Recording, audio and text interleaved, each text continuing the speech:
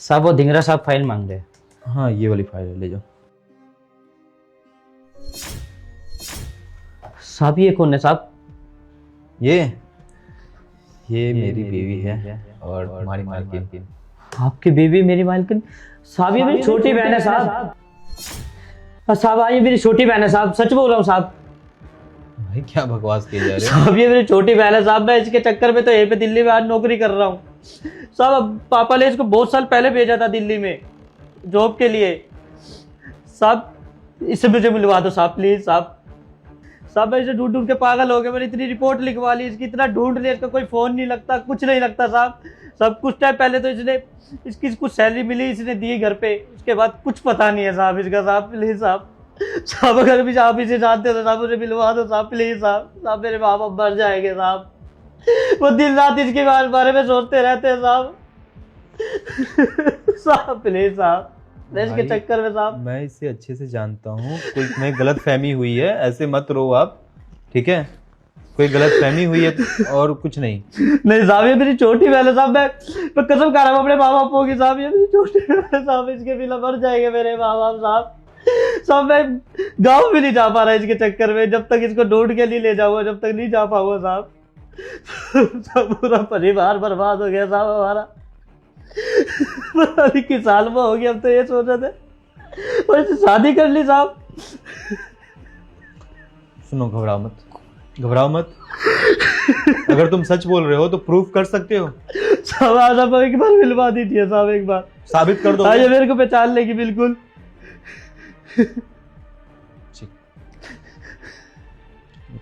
चुप रहना।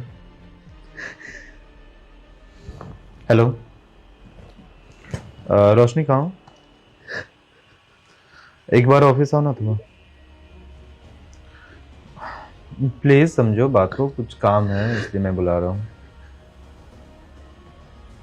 हाँ वो मैं कह रहा था कि आते हुए बस खाने पीने का ले जाना अपने हाथ का, प्लीज। चलो ठीक है, जल्दी आ जाना, इंतजार कर रहा हूँ। भाई आ रही है, ठीक है, घबराओ मत। और सुनो, अगर प्रूफ नहीं हुआ ना तो मुझसे बुरा तुम्हारे लिए कोई नहीं होगा, और ऐसा मजाक ना तुम करना भी छोड़ दोगे, पूरी जिंदगी में याद रखोगे कि किससे पाला पड़ा था तुम्हारा। ठीक है साहब, समझे? जाओ, जब मैं बुलाऊंगा तो आ जाना। तो बताइए क्यों बुलाया मुझे आपने इतने अर्जेंट में? तुम्हारे लिए ना एक सरप्राइज है। सरप्राइज? क्या सरप्राइज है? सरप्राइज क्या है दिखाऊं? गौतम भैया जानते हो इन्हें? नहीं तो कौन है ये? कोई ऑफिस में न्यू सिक्योरिटी गार्ड रखा है क्या? रोशनी तुम ये कैसी बात कर रही हो? मैं तुम्हारा भाई हूँ, बड़ा भाई गौतम। पहचाना नहीं तुमने? नहीं भैया, आप हो कौन और मैं कैसे जानती हूँ आपको? आप कौन हो और आपको मेरा नाम कैसे पता? अच्छा, आई थिंक आपके साहब ने मेरा नाम बताया होगा, है ना? अरे मुझे किसी ने नहीं बताया, तू मेरी बहन है छोटी, तू कैसे भूल गई? माँ बाबूजी गांव से पढ़ा इतना सब कुछ करके तेरे को यहाँ पे भेजा और तू यहाँ पे सब कुछ भूल गई। माइंड योर लैंग्वेज, तमीज से बात करो। और तू तो करके किससे बात कर रहे हो? रिस्पेक्ट क्या दे दी मैंने? तुम तो तू पे आ गए। हाँ, और क्या बहन बहन लगा रखा है? मैं तुम्हारी कोई बहन नहीं हूं, समझे? क्या मजाक है ये दानिश? मजाक की अगर बात कर रहे हो ना, तो मैं तो ये सोचकर हैरान हूँ कि तुम झूठ क्यों बोल रहे हो। तुम्हारी मेम साहब तो साफ साफ मना कर रही है, नहीं ये मेरा भाई है ही नहीं। कैसे प्रूफ करोगे? अब कर सकते हो प्रूफ? ऑब्वियसली बात है, मैं इसकी बहन नहीं हूँ। और अगर मान के चलो मेरी तरह इसकी बहन की शक्ल दिखती भी होगी तो होगी कोई, मैं नहीं हूँ, समझे? अरे रोशनी तू क्यों नहीं समझ रही? माँ बाबूजी की हालत बहुत खराब है तेरे चक्कर में। वो मेरे को रोज बोलते हैं कि मिली कि अब तेरी बहन मिली, मैं उनको रोज झूठ बोलता हूँ कि मिल जाएगी, वो पढ़ रही है। नीचे करके बात करो पहले तो अपनी, ठीक है? और मुझे क्या पता तुम्हारे माँ बाप क्या बोलते हैं क्या नहीं बोलते हैं। तुम्हारे माँ बाप अलग है और मेरे माँ बाप अलग है, समझे? और मैं तुम्हें जानती भी नहीं हूँ, इनफैक्ट मैंने तुम्हें तो कभी देखा भी नहीं है। और मेरा ना कोई भी भाई नहीं है। मैं अपने माँ बाप की ना इकलौती औलाद हूं, समझे तुम? बहन देख, मैं तेरे आगे हाथ जोड़ रहा हूँ, माँ बाबा जी मर जाएंगे, मैं तेरे चक्कर में सिक्योरिटी गार्ड की नौकरी कर रहा हूँ। प्लीज चल घर चल, हमें कुछ नहीं चाहिए तुझसे, तू घर चल बस। माँ बाबू जी तेरे लिए बहुत रोते हैं, बहुत मरते हैं। शट अप यार। तानिश, क्या है ये ड्रामा? मुझे इसी ड्रामा के लिए बुलाए थे क्या यहाँ पे? हाँ, और तुम्हें मैंने बता रखा है ना मेरी फैमिली कौन है कौन नहीं है। फिर ये क्या ड्रामा है? मेरा कोई भाई नहीं है और तुम हो कि इस पे भरोसा करके मुझे यहाँ बुला लिया। इतना ही विश्वास है तुम्हें कि ये तुम्हारा भाई नहीं है, तो तुम एक काम करो, तुम ही प्रूफ कर दो। तरीका मैं बताता हूँ, तुम अपने पापा से बात करवा दो। घर पे फोन लगाऊं? इस इंसान की वजह से मैं पापा को डिस्टर्ब क्यों करूं? अब यू नो ना, पापा डील वगैरह करते हैं तो उसमें बिजी होंगे, और पापा दुबई में रहते हैं, यहाँ पे नहीं रहते। तो अभी शाम हो रही है, तो वहाँ पे तो रात हो चुकी होगी और वहाँ पे सब कोई सो चुके होंगे, या फिर पापा बिजी होंगे मीटिंग वगैरह में। उनको इस तरह से डिस्टर्ब करना अच्छी बात नहीं है, वो भी ऐसे लोगों के लिए। पता है, मैं ना ऐसे लोगों को अच्छी तरह से जानती हूँ। ये लोग ना ज़बरदस्ती जानबूझ के अमीर लोगों से रिश्ता जोड़ते हैं ताकि इन लोगों को भी ना अमीर बनने का मौका मिले, है ना? सही बोल रही हूँ ना मैं? मेरी बात सुनो, ये सब ना तरीका यहाँ मत अपनाओ। यहाँ पे जो नौकरी कर रहे हो ना वही नौकरी करो। और कैसे इंसान को रख लिया यहाँ पे? मैं तो बोलती हूँ इस इंसान को ना कल के कल निकालो यहाँ से, समझे? किसी बेटी का घर खराब हो रहा है और वो बाप कैसा है जो बिजनेस मीटिंग में बिजी है। तुम एक काम करो, तुम बात करवा दो। अगर तुम बात नहीं करवा सकती हो तो फिर तुम्हारे रिश्ते के लिए खराब होगा। तुम इस इंसान के लिए मुझ पर ट्रस्ट नहीं कर रहे हो, मुझ पर इल्जाम लगा रहे हो। साहब मैं करवा दूं आपकी बात, आप कहे तो अब अभी बात करा देता हूँ मैं आपकी साहब। अब कोई जरूरत नहीं है, समझे? यहाँ पे ना ड्रामा मत करो। अगर तुम बात नहीं करवा सकती हो तो सॉरी, हमारे रिश्ते के लिए वो चीज़ खराब होगा। क्योंकि एक इंसान यहाँ पर खड़ा है और वो दावा कर रहा है कि वो तुम्हारा भाई है, तुम उसकी बहन हो। उसके पापा ने अपने जमीन को बेचकर तुम्हें पढ़ाया है। शादी से पहले मैंने तुम्हें पूछा था कि कोई भी सच्चाई है तुम्हारी लाइफ की, कोई भी है तुम्हारा पास्ट तो मुझे बताओ, मगर तुमने क्या किया? नहीं, मेरा कोई पास्ट नहीं है, मेरे पापा बिजनेसमैन है और मैं तुमसे प्यार करती हूँ, दैट्स इट। और हाँ, मैं भी तुमसे प्यार करता था, मैंने तुमसे शादी कर लिया। बदले में तुमने क्या दिया? ये धोखा, ये फ्रेब। नहीं, अगर तुम सच हो तो अपने पापा से बात करो। हाँ साहब मैं करवाता हूँ आपकी बात। हाँ, प्रूफ आप कर दो अगर आप करवा सकते हो तो। मैं बताती हूँ सच।